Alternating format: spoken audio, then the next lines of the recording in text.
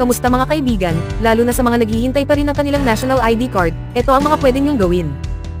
Unang-una, panoorin nyo itong video kung paano i-track at i-claim ang national ID nyo.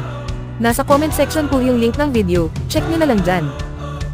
Kung sa tracking, not found, ang lumabas, huwag ma-stress. Mas okay na pumunta kayo direkta sa local post office o kaya sa barangay, LGU para i-check, baka nandun na yung ID nyo, naghihintay lang pala. Ngayon, kung wala pa talaga, don't worry. May dalawang options para makuha nyo pa rin ang national ID nyo, printed man o digital. Una, pwede kayong mag-apply ng e-PhilID. Pumunta lang sa pinakamalapit na PhilSys Registration Center. Dala ang supporting documents at syempre yung transaction slip galing sa unang yung registration. Kung nawala naman ang transaction slip nyo, relax lang, may guide din tayo dyan. Nasa comment section din ang link para sa step by step. Pangalawa, pwede nyo rin kunin ang digital ID online. Kung gusto nyo sa website, may tutorial din tayo, nasa comment section ulit ang link. At kung gusto nyo naman gamit ang eGov.ph app, meron din tayong guide para doon. Check nyo na lang lahat ng mga link sa baba para mas madali. Sana makatulong to habang hinihintay pa ang full rollout ng digital ID.